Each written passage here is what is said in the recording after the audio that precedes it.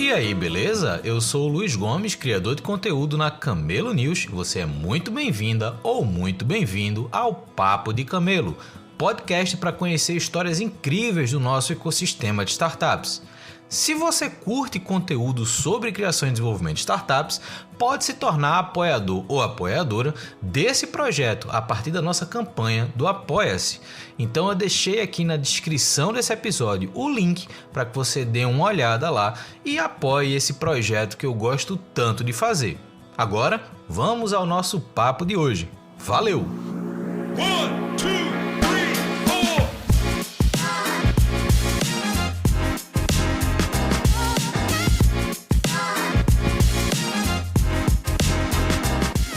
Estamos começando mais um Papo de Camelo. Hoje a gente vai conversar com o Leonardo Ladeira do Portal de Compras, uma solução voltada para o governo, para órgãos públicos e que obviamente gera uma série de curiosidades para quem faz parte do ecossistema de startups, como é criar, desenvolver e se relacionar como startup com órgãos públicos. Então hoje a gente vai bater esse papo com o Leonardo para entender um pouquinho mais da experiência dele e dessa trajetória com o Portal de Compras. Leonardo, primeiro, muito obrigado por ter aceito o convite e como eu faço com todo mundo para passar a bola para você, quem é Leonardo e como é que você chegou até aqui? Beleza, Luiz. Queria começar agradecendo o convite. É um prazer enorme estar aqui com você hoje para poder falar a respeito desse tema, né, GovTech, que eu sei que é um mundo meio que pouco conhecido quando a gente fala em startup, mas que existe, que não é um mercado pequeno, cara. E para contar um pouquinho quem eu sou, eu vou ter que dar uma volta na minha história aí, tá? Cara, bem do início, eu sou analista de sistemas por formação. Tá? Então, eu sou um cara de TI, tá? Uma pessoa que, cá entre nós, sempre teve paixão por quebra-cabeça e construir coisas, etc. E era a minha brincadeira preferida, inclusive como menino, era programar. Era sair de um troço que não tinha nada e escrever ali, né? Escrever um código e conseguir fazer uma máquina atender aquilo que eu queria que ela fizesse. Ou não, né? Porque a gente sabe que de vez em quando isso não é tão objetivo assim. Mas foi nessa pegada que eu defini minha carreira profissional. Tipo, eu sou um desenvolvedor de sistemas, eu sou um cara que resolve quebra-cabeça. Tá? E que consegue fazer isso para ganhar a vida. E dentro dessa pegada, cara, eu senti muita vontade de empreender. Eu tinha muita vontade de dizer, isso aqui é um troço que tem a minha assinatura. Era mais do que, eu quero um emprego bacana ali, acolá, sabe? Eu queria tentar dizer que esse pedacinho aqui teve o meu dedo na história. E eu comecei nessa tentativa de empreender cedo, com 17 anos de idade. Eu tive até que ser emancipado pelo meu pai na época, para poder abrir a empresa, que cá entre nós, como a gente pode imaginar, não deu muito certo, não. Sabe, a gente caminhou um pouquinho, não entendia muita coisa. Desenvolvendo sistema também, sistema administrativo. Tá? Eu sou um cara que vem de RP e sistema administrativo, que não caminhou do jeito que eu queria. E beleza, a vida não foi para esse lado. A gente caminhou, arrumei um emprego e comecei a tentar empreender mais uma vez. Perdão. Não fez sentido a minha frase, vai ter que editar um pedaço aí, tá, cara? Eu arrumei um emprego e tentei continuar um caminho, mas aquela ideia do empreender estava na minha cabeça. Quando é que ela veio e voltou? Quando veio a internet no Brasil, estamos falando aí de 96, quando o pessoal começou a ter conexão de escada vendida aqui no Brasil, eu vi o pessoal fazendo página web, né, que eu não conhecia, era um modo de programação novo, esse tal de HTML, né? Os puristas que me perguntam pela programação aí, mas está valendo. E me incomodou muito que o pessoal fazia página HTML machado. Tá? Era um troço completamente bizarro, a construção, muito manual. E estava longe a distância entre quem detinha uma informação e o público dela. Até esse troço, até aquele texto, aquele conteúdo conseguir ser formatado para a internet, publicado em algum lugar, etc., a gente estava falando em dias, numa coisa que, para minha cabeça, tinha que acontecer em minutos. E aí foi a segunda tentativa.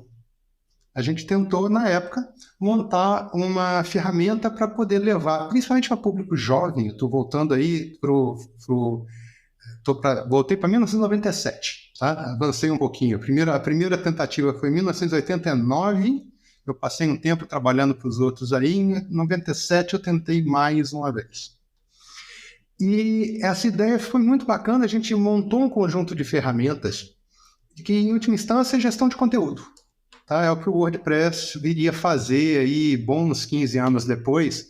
E a gente criou um monte de ferramenta para isso. Com qual conteúdo? A ideia era levar conteúdo de público jovem, não tinha nada a ver com o que eu estou fazendo hoje em dia. E, poxa, a estrutura que a gente montou ficou muito legal, mas ela ficou cedo no tempo. Era um produto muito early stage, não tinha, o público de internet não estava preparado para isso. E foi mais uma vez um retrocesso. Eu falo, poxa, não deu certo de novo, olha a vontade aí, quem sabe numa próxima, né? Só que o conjunto de ferramentas que eu fiz, muita gente viu. E começou a surgir demanda para o que a gente tinha feito, na linha do, cara, eu não quero falar com um adolescente, não, mas será que você não conseguia fazer um sistema para mim, para construir tal coisa na internet? Insira aqui objetivos variados dentro dessa história, né?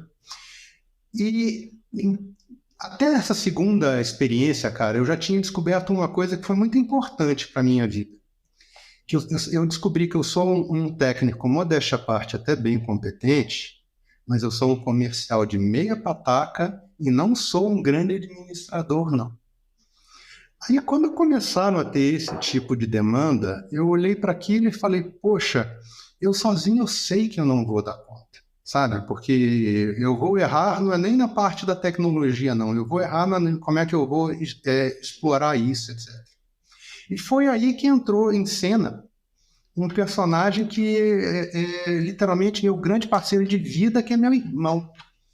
Que teve um determinado momento, o povo insistindo, eu já trabalhando em outro lugar, mas um monte de oportunidade aparecendo para a gente criar coisas, né? Que eu virei para ele e falei, cara, olha, eu dou conta de fazer isso assim, assim, assado.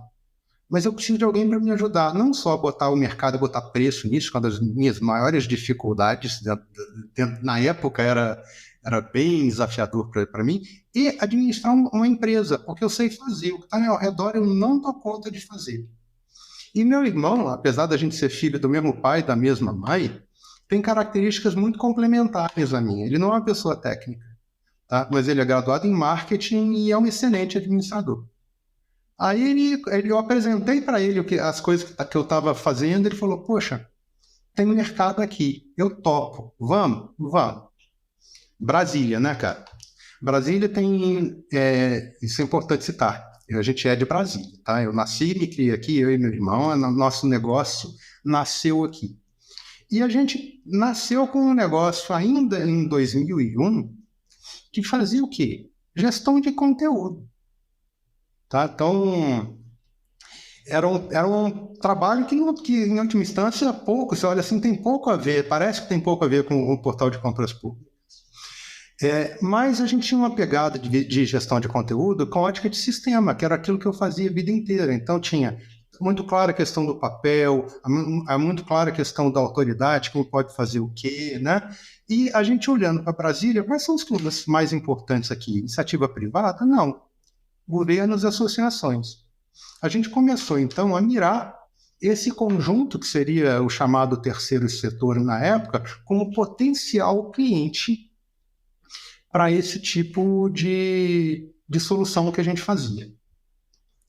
E a mecânica começou a caminhar. Em 2002, e no meio do caminho apareceram alguns negócios ligados até ao emprego anterior que eu tinha, que foi na UNAR, a União dos Legislativos Estaduais do Brasil, tá? E a gente começou na época, né? Eu comecei na época a ver o peso que tinha, não só a diferença entre federação e Estado, e também como a diferença entre Estado e município, na parte de gestão, de ferramenta, etc.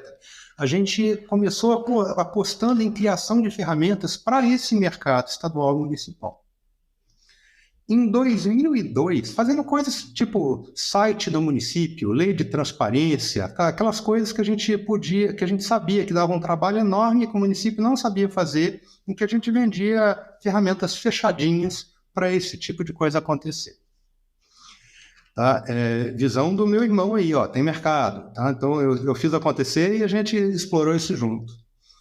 Aí o que aconteceu em 2002, final de 2002? Publicaram a primeira lei do pregão eletrônico no Brasil, lei 10.520, foi publicada em novembro de 2002.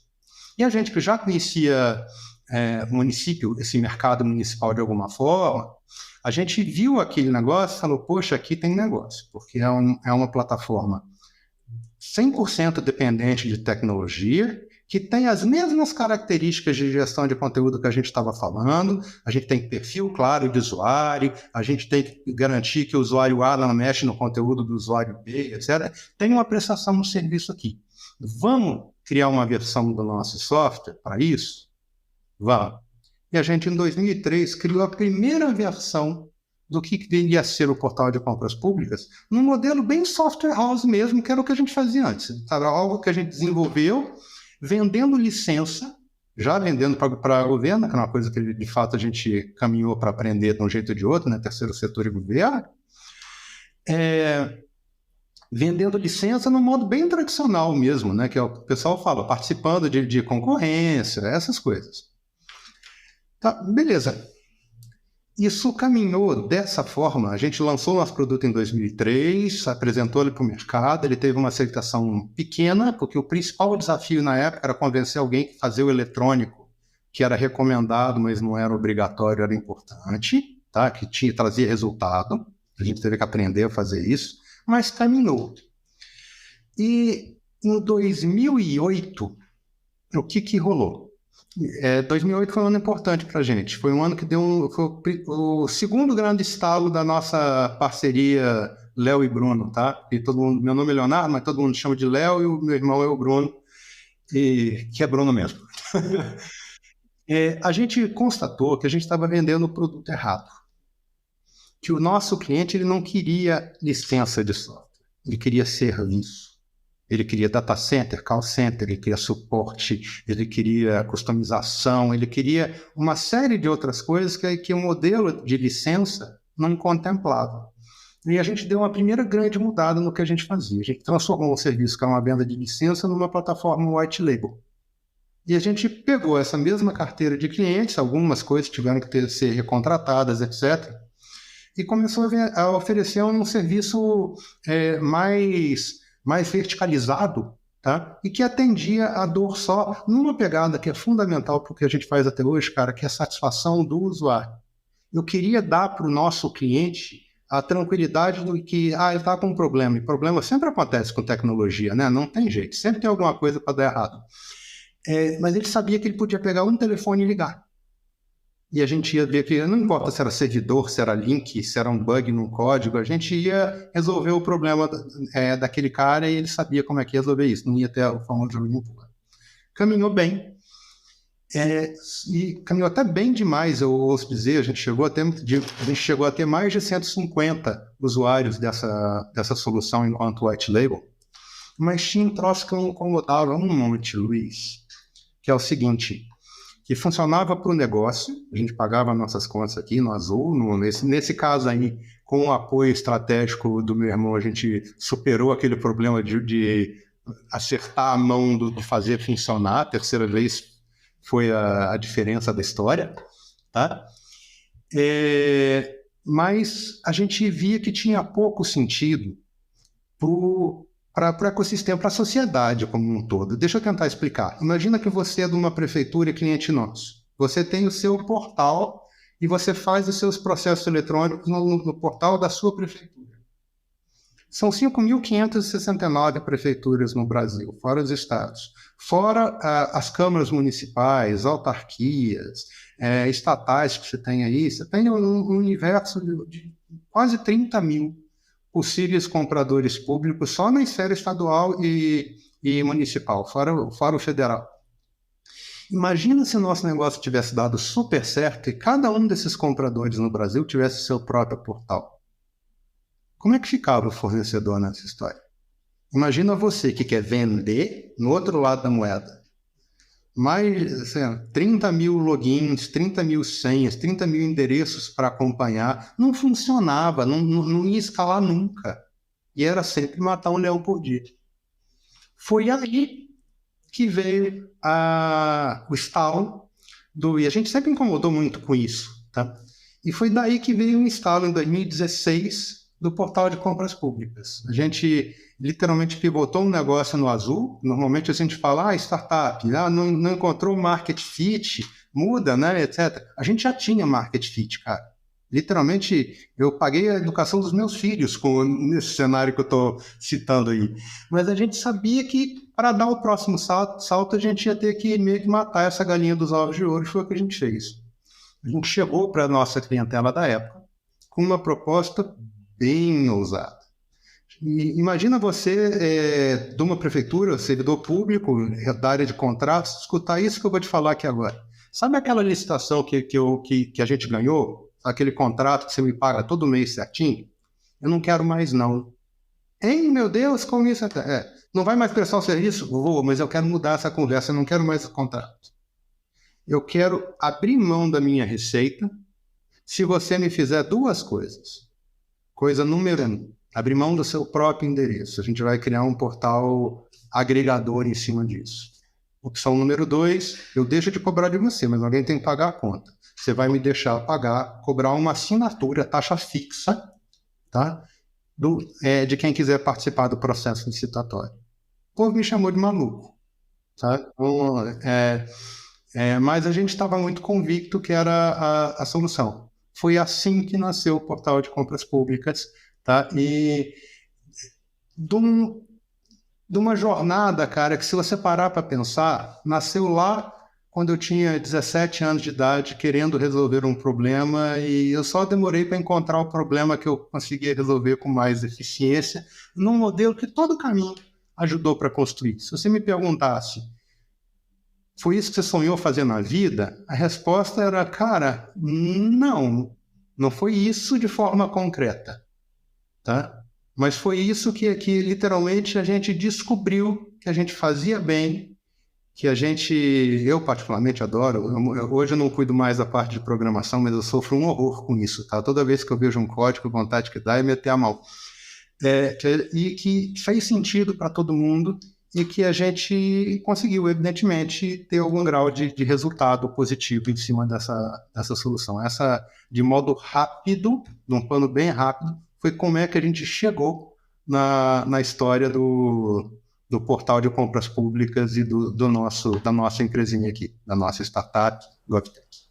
Eu achei sensacional porque a gente fala muito de jornada empreendedora. No teu caso, é uma vida empreendedora, né? Então, assim, é interessante ver o quanto você aprende testando, né? Se eu puder resumir tudo que você falou em uma frase, assim, que vale a pena registrar, é que, tipo, hoje você não faz aquilo que você sonhava aos 17 anos, mas você descobriu o que fazer, né? Então, assim, esse tempo foi necessário para descobrir aquilo que faz sentido, obviamente, para você, que está por trás do negócio, mas também que faça sentido para o mercado. Eu fiquei curioso, Leonardo, vou chamar de Léo também. Por favor, tá, Luiz? Eu não cheguei a falar isso não, mas os amigos me chamam, fiquem à vontade. Joia, então vou chamar de Léo.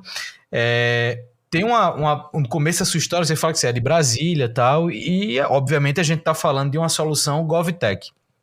Brasília, para quem não é de Brasília, no meu caso, a gente tem aquela visão, e aí você vai me corrigir se eu estiver errado, da super influência do ambiente público, né? Pelo fato de vocês estarem na capital, pelo fato de toda a base da política federal estar acontecendo em Brasília, e óbvio, a gente está falando de uma solução GovTech. Então, até que ponto ser de Brasília ou estar em Brasília influenciou esse interesse por criar algo para o viés público? A gente sabe que existem e sempre existiu oportunidade de contratação, mas quando a gente tem ali produtos digitais, quando a gente traz, querendo ou não, desde aquela primeira versão de produto que você colocou, olhando para o pregão, já era um fator de inovação, já era algo provavelmente diferente do que eles estavam acostumados. Por que que o setor público, nesse caso, foi uma motivação para vocês empreenderem? Cara, de novo, foi um entender o contexto que a gente estava inserido. E, curiosamente, o fator, a gente acabou atendendo o setor público, mas a gente começou a olhar a associação. Tá? Porque cá entre nós Brasília é a sede das confederações, é onde as associações de associações estão regulamentadas, né? E quando a gente para pensar Brasília, governo, a gente está falando da maior peça desse quebra-cabeça que é a nossa estrutura federativa, né? Uma federação, 27 estados, 5.569 municípios, sendo que mais o Distrito Federal, que tem a natureza mista, né? Acaba contando nos dois lugares. Então, se contar o Distrito Federal de novo aqui, são 5.570. Mas o que acontece? Tudo para o governo federal é muito grande. É muito difícil começar um negócio de porte pequeno, e inegavelmente a gente começou pequenininho. Quando eu e o irmão começamos, éramos ele, uma secretária e um programador júnior, documentador comigo. Era uma estrutura de 4 pessoas. A gente sabia que o governo federal não era o alvo para bater, porque alguém ia olhar para os meninos na época, tá? Então, ainda na faixa dos 20 anos, alguém ia dizer, poxa, esse povo não dá conta de atender a gente não. E cá entre nós eles iam estar certos. É muito grande. Então, a gente, quando começou a olhar a associação, a gente começou a ver essa pulverização da associação. Tipo, a associação não existe só na sede dela, né? Tem os membros dela. E dentro desse tentar entender o mercado, a gente enxergou exatamente esse perfil de gente fazendo a mesma coisa em estruturas unificadas, tá? Mas que tem permissões paralelas, não diferentes. O Luiz faz a mesma coisa que o Léo, só que o Luiz faz no ambiente do Léo no ambiente do Luiz, perdão, e o Léo faz no ambiente do Léo, tá? E, ocasionalmente, isso está concentrado numa estrutura maior, onde o conteúdo normalmente sobe, apesar de que, ocasionalmente, ele também tem sentido inverso na história. A gente, quando começou a ver que o cliente não era só a estrutura central, mas o cliente acabava sendo esse usuário da ponta, e a gente começou a olhar para um mercado que eu considero muito pouco atendido hoje, que é exatamente esse mercado municipal, que é um comprador público, tá? Que então tem a mesma burocracia que a gente tem do governo federal, mas não importe que uma estrutura menor consegue atender. Você tem município de tudo quanto é tamanho, né, cara? Você tem município de um monte de município de menos de 5 mil habitantes, onde literalmente a nossa empresinha nadava de braçada com tranquilidade, porque não tinha nem capital humano para poder tratar esse tipo de coisa nesses menores municípios, então era fácil tratar um produto. Fica a dica aí, pessoal, não olha para o grande não, o grande tem uma concorrência enorme, olha para o pequeno. E tem também município gigante, né? Se você parar para pensar São Paulo só o município de São Paulo é Portugal menos Distrito Federal com direito a troco, cara. Então tem uns troços que são muito grandes dentro dessa estrutura. E a gente começou a ver que tinha espaço para começar vendendo para esse negócio que, mesmo público, tá? Que o pessoal fala muito, o governo não paga, né? Esse é um dos mitos que a gente fala quando está lidando com o poder público. O governo paga sim, galera. Às vezes é você que não sabe receber. E acontece, porque é diferente de vender para o privado. Tem regras que são extremamente rígidas, burocráticas, mas estão escritas e são as mesmas para todo mundo. Então, o primeiro desafio que você tem para esse mercado é, primeiro, entender qual é o cliente que tem teu tamanho. Não é você, eu tenho, sabe, a relação é bem essa mesmo. Para quem que eu consigo ofertar esse troço aqui que faça sentido para ele me ter como fornecedor? Porque se eu errar a mão, aquela história do vou vender para o governo federal, você vai dar com a cara na parede e não vai conseguir fazer nada com ele, não. Então, a gente construiu um negócio com essa pegada, entendeu? Do que cabe. E o porte, evidentemente, à medida que a gente foi crescendo, foi estruturado, a gente foi dando passos um pouquinho mais ousados de tamanho, até que a gente teve a primeira capital estadual que topou fazer uso da solução que a gente estava pretendendo ainda no modelo anterior que eu estava falando. Isso é uma transição, se não me falha a memória, isso foi em 2006 que a gente começou a atender a primeira capital estadual, que está no portal até hoje, já no terceiro modelo de contratação. Então, o governo federal, quando você olha para Brasília, cara, foi um efeito bem oposto do que você imagina. Ele não foi um atrator. A gente não começou com uma estrutura com muita grana e com muito recurso. A gente começou pequeno. Tá? Foi literalmente o mercado enorme que a gente viu que a gente não dava conta de pegar. Tá? Então, como desistir não é uma palavra que a gente tem no vocabulário, a gente falou, beleza, por aqui não dá, por onde é que vai dar? E a gente buscou alternativa. Isso é muito bacana porque até um dado curioso que eu fui buscar, e na verdade eu já trabalhei nesse mercado de alguma forma, que é o mercado de certificação de empresas de uma forma geral, principalmente empresas de tecnologia. E esse certificado especificamente que eu trabalhei durante um tempo, que é o CMMI, ele foi desenvolvido numa universidade americana chamada Carnegie Mellon para ajudar o governo americano a contratar software melhor. Então, parte das necessidades que as empresas precisam garantir, né, pelos cumprimentos de regra que as empresas americanas precisam garantir para fornecer software para o governo americano, é ter um selo dessa estrutura que é o CMMI. E é interessante porque, quando eu comecei a me envolver com isso, o que eu achei legal nessa história é que, até hoje, o governo americano é o maior comprador de software dos Estados Unidos.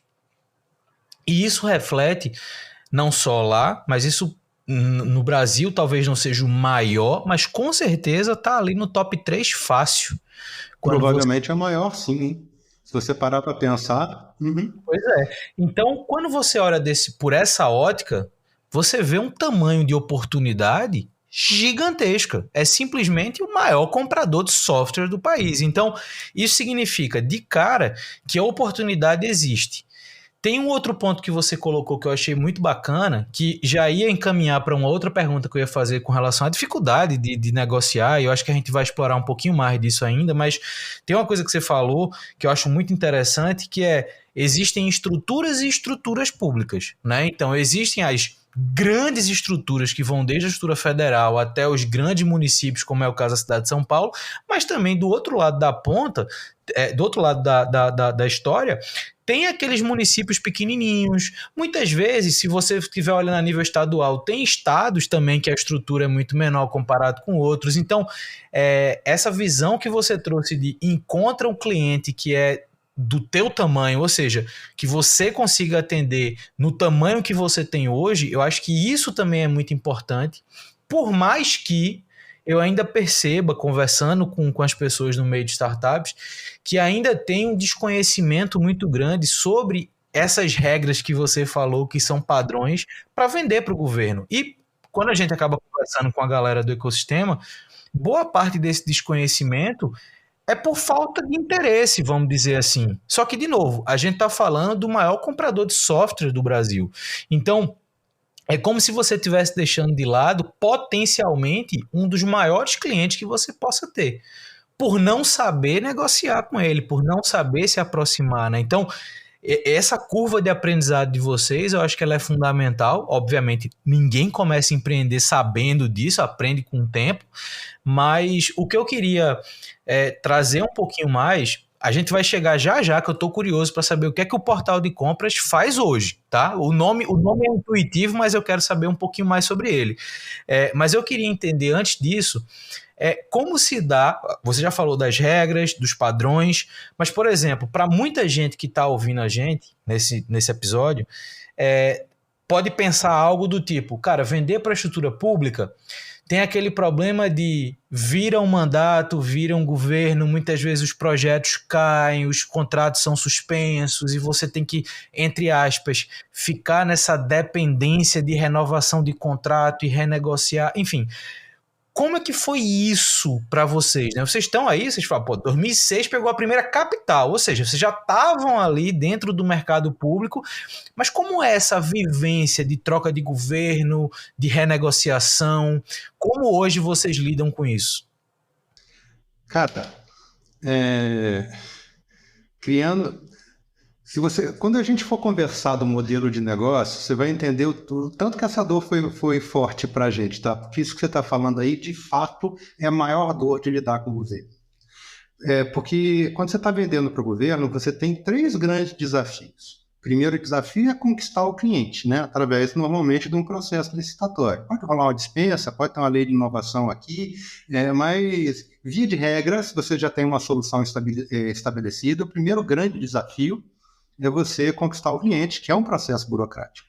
Tá? E aí, o primeiro parênteses, e eu concordo com o que você falou, é um pouquinho de preguiça, porque é um processo burocrático que está previsto em lei.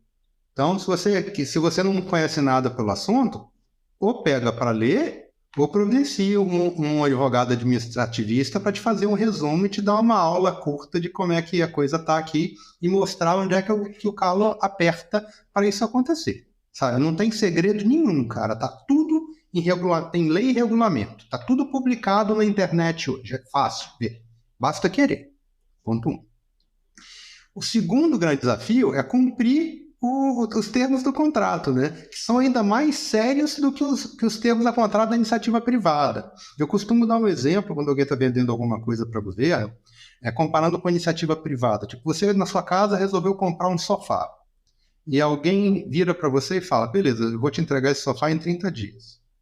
Se esse cara te entrega em 35 dias, você pode até reclamar do cara um pouco, não vai dar uma nota tão legal para ele no final das contas, mas o sofá chegou, tá inteirinho, aquilo ali, tudo bem, vida que segue, né? Governo, quando você faz um contrato que tem 30 dias de prazo, teu dinheiro tem que estar garantido ali naquele prazo. Se você levou 31 dias para entregar aquilo que você tinha se comprometido a entregar em 30 e não negociou essa extensão de prazo em algum momento, de novo, está previsto na lei, as pessoas não leem e nem sabem o que fazer, sabe? Aquele dinheiro não pode não estar mais disponível para você. Então você vai entregar numa coisa que para a iniciativa privada era no máximo uma reclamação, era ontem, né? Era hoje. Mas que na prática, e não hoje, mas que na prática pode ser toda a diferença entre você receber uma coisa na hora, tem um prazo, né? Tem uma burocracia extensa para pagar aí, mas na hora do governo é esse o momento. Ou você ter que caminhar para justificar a entrega, aceitar uma eventual multa, discutir mérito do que se está entregue, se não está entregue, etc. E correndo o risco de chegar até no famigerado precatório.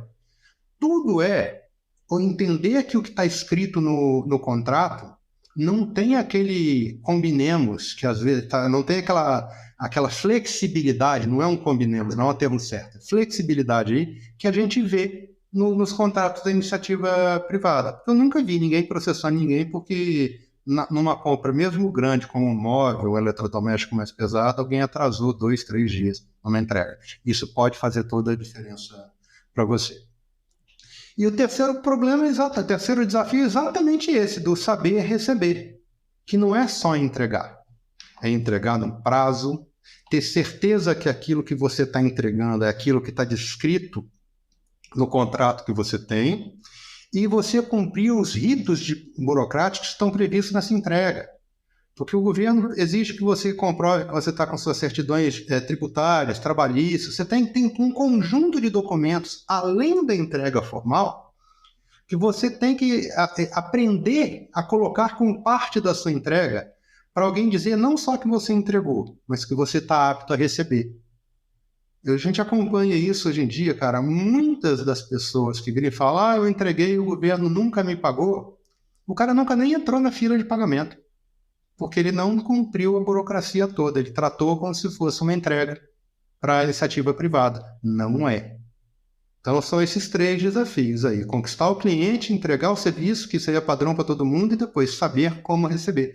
Porque não tem segredo nenhum também. Só é burocrático e tem que ser seguido a risca. Então, o primeiro ponto que a gente aprendeu nessa história foi entender essa jornada. São esses 3 passos que você tem que tomar cuidado e botar energia e esforço nos 2 pedaços. Nessa brincadeira aí, cara, olha só a importância, mais uma vez, do meu irmão nessa conversa. Porque aquilo que acontece antes do fazer era um trabalho razoável dele, e aquilo que acontecia depois do fazer era outro trabalho 100% dele. Então, se a gente não juntasse essas peças, a gente não tinha dado conta de fazer o que a gente fez. Não. Então, essa é a primeira dica, se eu tivesse que dar uma dica para alguém. O que você quer fazer para vender para o governo? Na verdade, a primeira, a segunda, né? Em conta do seu tamanho, e outra, aprende a burocracia da venda pública. Ela existe e ela está aí, ela precisa ser dominada. Isso é muito legal porque você colocou pontos que eu acho que eles são muito importantes. O primeiro é acesso à informação, né? Então, hoje em dia, qualquer informação de negociação pública está disponível.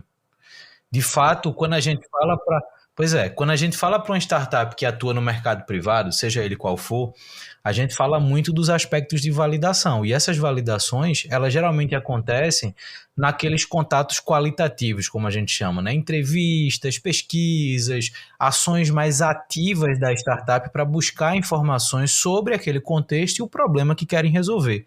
No caso do ambiente público, essa validação, em tese, é até mais fácil, porque ela está descrita ali e não existe uma pessoa na estrutura pública que possa dar uma posição diferente do que aquilo que está registrado como processo de compra, como necessidades. Então, em tese, a validação de uma solução para o ambiente público é mais fácil, porque ela está lá.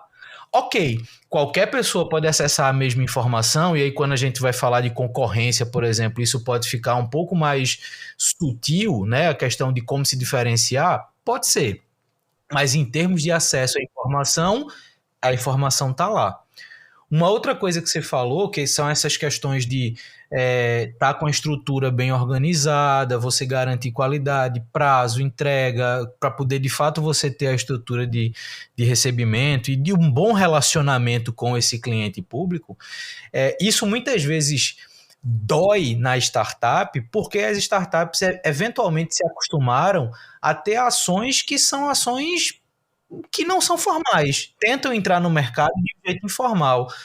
Por um lado, a gente até entende, alguns cenários a gente até entende, mas o que esse exercício de se relacionar com o ambiente público traz é a importância de você lembrar que a sua startup é uma empresa e, por ser uma empresa, ela precisa estar organizada. Não só ter um produto maravilhoso ou ter uma comunicação perfeita, mas você precisa ter a estrutura financeira organizada, você precisa ter a parte jurídica organizada. Ok, isso é por uma burocracia do público? Mas isso também é para você ter um bom relacionamento com o privado. Se você vende para a indústria, por exemplo, e você não tem essas garantias, você pode perder um cliente do mesmo jeito que você pode perder um cliente público. Então, acho que esse aprendizado e você ter falado isso, Léo, eu acho que é muito importante para a galera cair a ficha de dizer assim, bicho, dá para vender para um ambiente público? Dá, mas eu preciso fazer minha tarefa de casa primeiro e mais bem feita. Então isso é que eu acho que é um fator relevante para esse contexto. Mas vamos lá. O que é o portal de compras públicas? O que é que vocês fazem? E eu achei interessante, antes de devolver para responder, quando você falou da mudança da relação contratual lá com os municípios, que você quis fazer a mudança do contrato, do relacionamento, e o que me chamou a atenção é que você é uma solução para o ambiente público, porém você conecta com o ambiente privado, que é quem está fornecendo aquilo que o público quer comprar. Então, assim, como é que vocês operam hoje nessa interface entre público e privado? Cara, o portal de compras públicas, o nome, como você bem apontou, ele é bem sugestivo, né?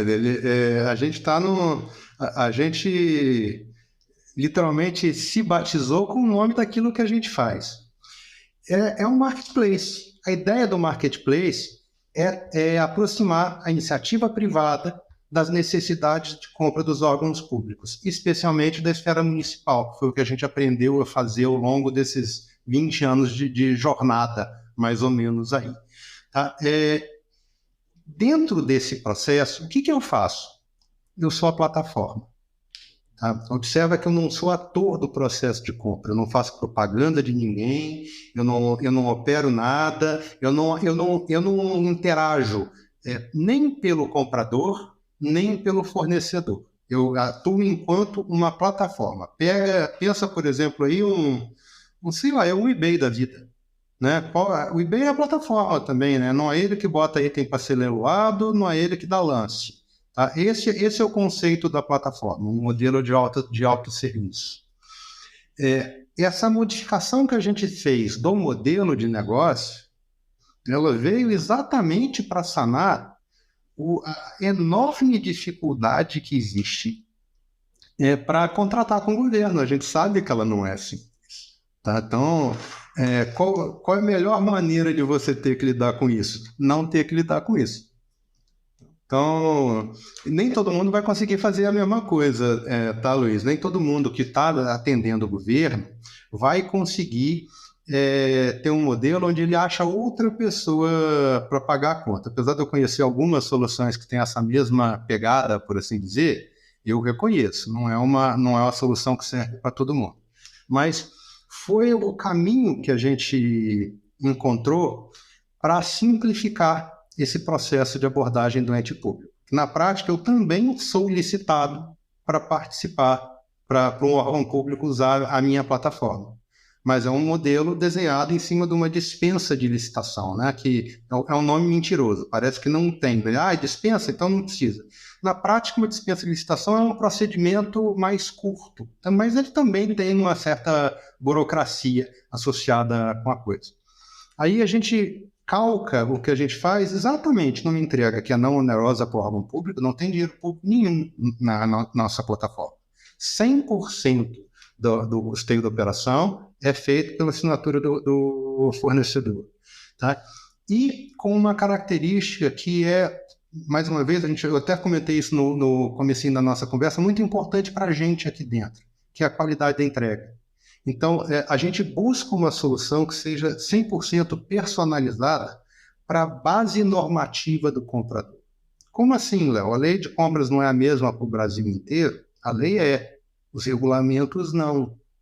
Então, você tem situações onde um determinado município tem um processo que é estruturalmente idêntico ao do vizinho, mas ele tem diferenças em detalhes, em etapas operacionais que cabem àquele município definir e alterar. Parte da nossa proposta de valor, e isso veio com o tempo, foi eu deixo que o município A use a estrutura normativa do município A, e não a do Estado, do governo federal, a do município C, D e E.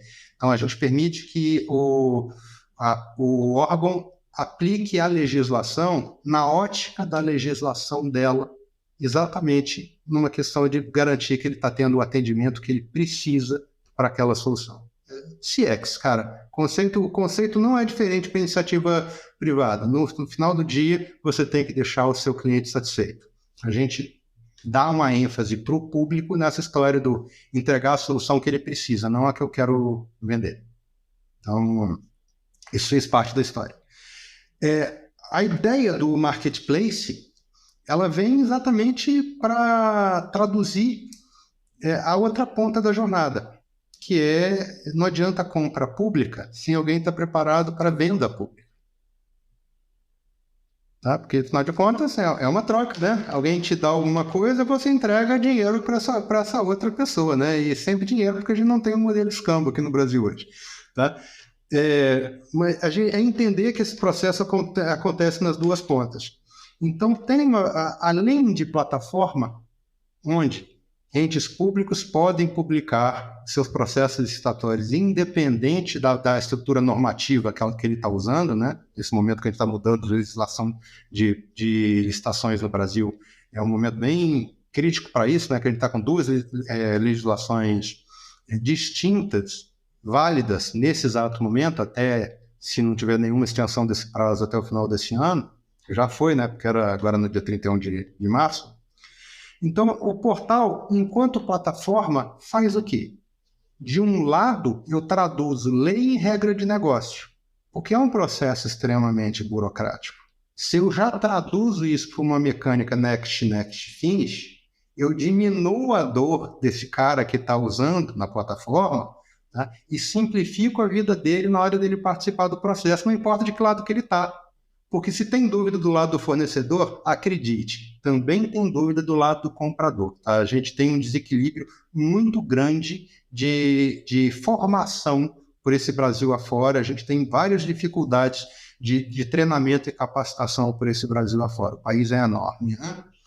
Tá? E o outro pedaço da conversa foi sensibilizar o fornecedor que é um negócio válido. Porque se você, e isso acontece muito, para perguntar para alguém o que você enxerga quando alguém fala compra pública, infelizmente a gente vê três coisas com muita clareza hoje no Brasil. Primeiro, ainda existe uma percepção que eu considero muito errada do jogo de carta marcada, né? Porque de vez em quando a gente vê no jornal que cara, só no portal de compras públicas foram 80 mil processos licitatórios ano passado. Tá? Todos os dias pelo Brasil afora tem 3 mil, 4 mil processos acontecendo. Tá? De vez em quando não dá problema nenhum. Só que esse é o processo que vira notícia. Né? Aquilo que está correndo certinho não aparece. E o processo eletrônico, ele tem uma característica importantíssima, que é um princípio chamado princípio da impessoalidade. Eu só sei que o Luiz que está participando do processo era o Luiz que está participando do processo depois que ele já está resolvido. Depois que um usuário não identificado ganhou o processo, que você tem uma etapa que chama de declaração de prováveis vencedores, porque depois que você disputou o objeto, você vai ter que provar que consegue entregar, atestar, certidões, etc. E pode ser que você perca esse lugar, tá? Depois que isso já está definido. Então não tem como você garantir o jogo, você combinar o jogo, se você não sabe quem está jogando. Mesmo que você tente fazer alguma coisa pouco republicana, falar, tem essa opção, essa oportunidade de negócio ali, vamos entrar junto, você entra assim, eu entro por lá, beleza, você combina com 2, com 3, chega lá, tem 10 participando, quem são os outros? Então, você tem um processo muito importante de transparência, que nesse caso vem da ausência da transparência de quem está ali dentro. A gente só fica sabendo, tá? Depois que aconteceu. Outra coisa que as pessoas costumam conversar com muita frequência é que tudo é grande demais. Aí diz, eu não dou conta de participar desse processo licitatório, não. Por quê? Porque é governo tudo compra muito grande. Cara, isso é muito verdade para o governo federal. Às vezes, e a gente mesmo começou a fazer o que faz, quando a gente enxergou isso, né? Não vai ser o governo federal que vai ser o nosso cliente no momento que a gente está aqui, não. Quem sabe um dia. Esse dia ainda não chegou, tá? Então, tem compra em estado, também tem algumas que são grandes, mas já diminuem, e tem compra em município. A compra de São Paulo é muito maior que a compra de um municípiozinho do interior do Amazonas. Então, essa compra não necessariamente é uma compra milionária, não. Para você ter uma ideia, vou dar número aqui. A gente negocia no portal hoje, são licitados no portal hoje, todos os dias, algo em torno de 330 a 350 milhões de reais. É um bocado do dinheiro, né? Só que esse dinheiro está pulverizado em cerca de 8 mil oportunidades únicas de negócio. Na teoria, todo dia, tem algo em torno de 8 mil empresas no portal de compras públicas que fecharam pelo menos um negócio dentro do portal. Na prática é diferente, é raro alguém ganhar uma coisa só, normalmente ganha 5, 6, porque o processo licitatório, pensa numa venda de medicamento, não é, o contrário nunca é, ou você vai entregar medicamentos para, quem vai entregar a aspirina, a nimesulida, o mertiolate, e isso é disputado item a item. Tem um pedaço que vai ganhar um, tem um pedaço que vai ganhar outro, etc. Então, você tem, na prática, hoje no portal, perto de 2.000 vencedores únicos aí. Então, você tem algo entre uma média de itens vencidos, por assim dizer, entre 4 e 5. Mas nada impede que você participe de um só. E esse ticket médio, se você fizer a conta, está ali na casa dos R$50 mil. Cabe MEI. Lembra do que a gente estava falando no comecinho do se organizar? Aliás, você falou ainda agora de que é importante se organizar? Pois é. Não precisa de muita coisa se você encontra o comprador do tamanho certo que você tem. Uma MEI resolve. Tá? E tem muita MEI operando dentro da estrutura do portal. 2/3 dos itens vendidos através do portal de compras públicas são vencidos por empresas que são pequenas e microempresas e MEIs dentro desse universo. Tem muita oportunidade de negócio para o pequeno. E o terceiro ponto é o governo que a gente já falou, o governo não paga. Paga sim, você que não soube, você que fez alguma bobagem no meio do caminho, tá? Lógico, existe o pedaço do governo mal pagador? Existe. Tem ferramentas até para você saber se você está lidando com um. Tem órgãos, tem o portal de transparência, tem o CAPAG, não falta ferramenta para você saber disso, tá? E a gente, dentro dessa nossa jornada aqui dentro, a gente, inclusive, atua nesse processo de mostrar para o fornecedor o que ele tem que estar preparado para fazer para cumprir com essa etapa da jornada. Então, plataforma e treinamento, além de muito conteúdo, né? Porque ao tempo todo a gente traduzindo o que está acontecendo principalmente agora, nessa virada da base normativa que eu citei.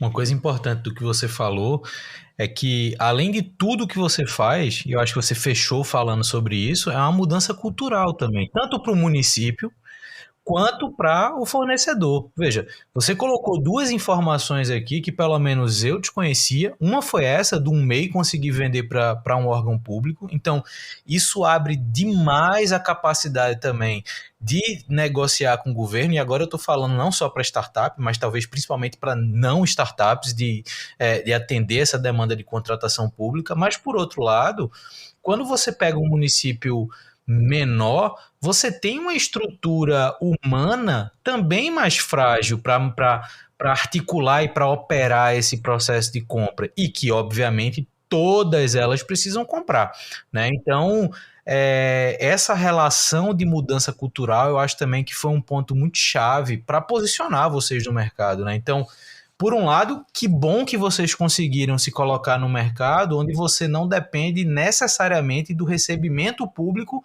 para o teu negócio funcionar. Por outro, isso só aconteceu porque você aprendeu a lidar e a vender com o ambiente público, né? Então, quando você entra nesse processo não licitatório, que é licitatório, a gente entende que isso é derivado também de um aprendizado, como você falou, de 20 anos fazendo isso. Então, existe uma maturidade por trás dessa relação para chegar, eventualmente, num modelo que você não depende do público para receber, mas depende dele para poder você ter a plataforma fazendo sentido. Perdão.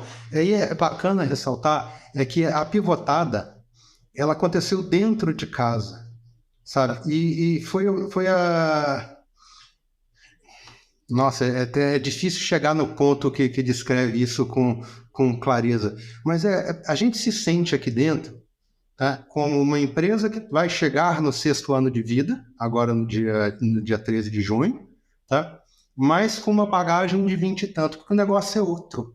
A estrutura é completamente outra, sabe? Então, foi muito bacana enxergar um troço que... Como é que a gente resolvia a questão da escala, né? Porque todo mundo... que eu me considero, apesar de ter um negócio que já tem 20 anos andando, eu me entendo como um startupeiro.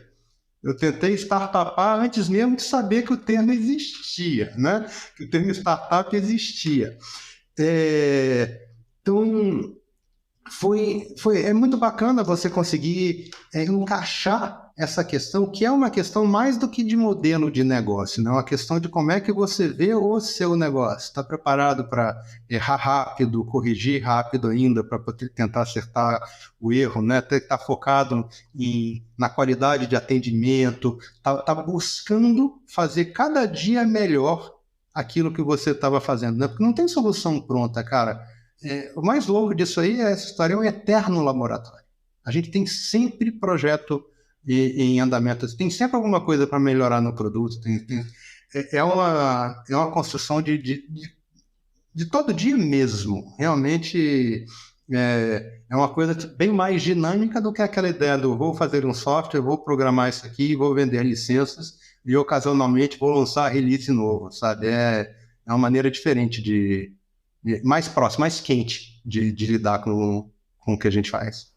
Cara, isso é muito bacana, porque assim, são histórias que despertam muita reflexão, né? Eu costumo dizer também, quando a gente vai chegando no final dos episódios, para que quem ouviu a gente até esse momento e tiver a oportunidade de voltar, ouvir novamente e pegar pontos de reflexão, eu acho que essa é a grande riqueza dessas conversas. Então, a tua experiência, a tua história, o teu aprendizado não vai se replicar, mas vai gerar uma série de lições e reflexões para quem está vivendo essa jornada.